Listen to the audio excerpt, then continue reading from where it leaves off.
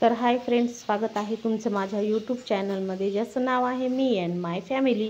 चला तर आज तुम्हाला मी छान अशी ज्वारीची भाकरी कशी बनवायची ते शिकवणार आहे. तर बघा, इथे मी घेतलेली आहे काठवट. तर खूप जुनी आहे ही काठवट आहे लाकडाची. तर याच्यामध्येच मी भाकर बनवून दाखवणार आहे. तर घेतलेलं आहे पीठ आणि आपल्याला थोडं थोडं पाणी घेऊन पीठ मळून घ्यायचं आहे, जसं मी दाखवत आहे त्या पद्धतीने. तर पीठ जास्त पातळ करायचं नाही आहे, पाणी थोडं थोडं घालूनच आपल्याला पीठ मळायचं आहे, म्हणजे आपली भाकर खूप छान येईल त्याच्यासाठी. तर इथे 1 मिनिट छान आपल्याला हे पीठ मळून घ्यायचं आहे.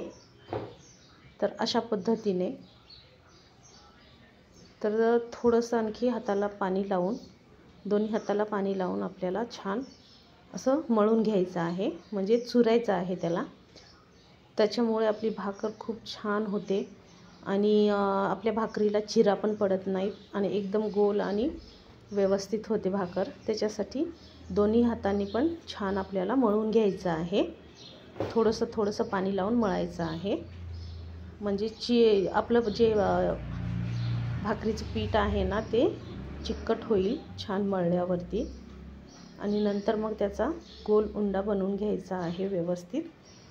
तर अशा पद्धतीने हे पीठ मळून घ्यायचं आहे आणि दोन्ही हाताने असं गोल राऊंड करून घ्यायचं आहे. बघू शकता किती गोल आकार आलेला आहे छानपैकी. तर आता थोडंसं आपलं कोरडं पीठ घ्यायचं आहे आणि काठवटीत पसरवायचं आहे आणि गोल राऊंड करून त्याच्यावरती आपल्याला मळलेला पिठाचा गोळा ठेवून थापायची आहे अशी भाकर. तर हळूवारपणे थापत त्याला मोठी बनवायची आहे भाकर. बघू शकता मी दोन्ही हातांनी छान थापून घेत आहे. तर हळूहळू थापायची आहे आणि त्याचा आकार पण खूप गोल येतो व्यवस्थित. आणि जिथे कुठे जाड किंवा पातळ असेल, तर जाड असेल तिथं व्यवस्थित दाबून घेतल्याच्या नंतर आकार व्यवस्थित येऊन जातो.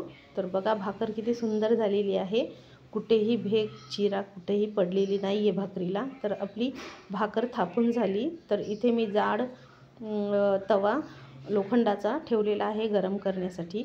तर गरम झाला तवा, तर आता आपण ही भाकर टाकून घेतलेली आहे. तर आता थोडंसं याला पाणी लावून घ्यायचं भाकरीला. जास्त गरम झाल्यावर लावायचं नाही, थोडीशी भाकर गरम झाली की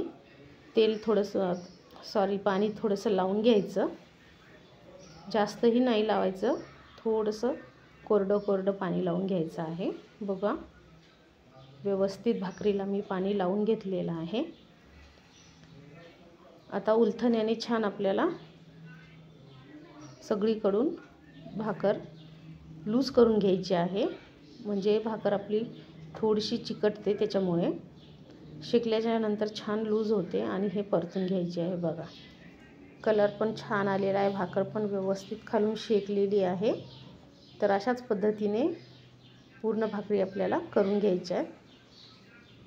तर आणखी परत दुसरी बाजू जी आहे ती लूज करून घ्यायची आणि भाकर व्यवस्थित शेकून घ्यायची आहे.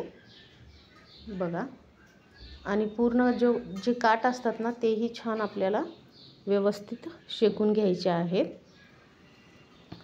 म्हणजे पूर्ण गोल भाकर आपली शेकली गेली पाहिजे त्याच्यासाठी.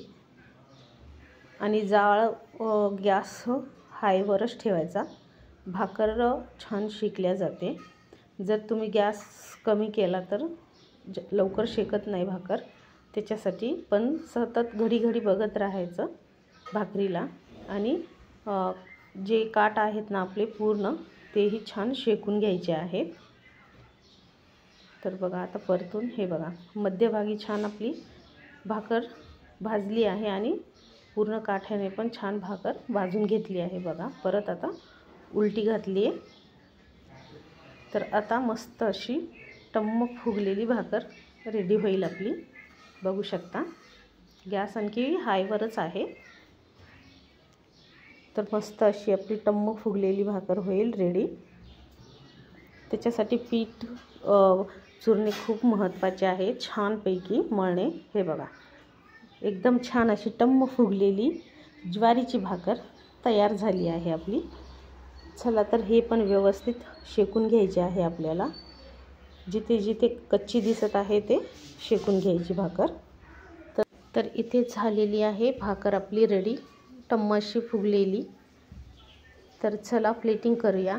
छानपैकी आता मी बनवलेली आहे मटर, गाजर आणि फुलगोबीची रस्सा भाजी. झणझणीत अशी बनवलेली आहे. बघा, कलर पण खूप सुंदर आलेला आहे भाजीला. आणि इथे मस्त अशी तव्यावरली गरमागरम भाकर, सुंदर असं कॉम्बिनेशन झालेलं आहे, छान. आणि थोडासा भात. तर कशी वाटली तुम्हाला ही रेसिपी तेही कमेंट्समध्ये नक्की सांगा. व्हिडिओला लाईक, शेअर आणि चॅनलला सबस्क्राईब करायला विसरू नका. चला भेटूया अशाच नवनवीन रेसिपीच्या व्हिडिओमध्ये. तोपर्यंत बाय बाय.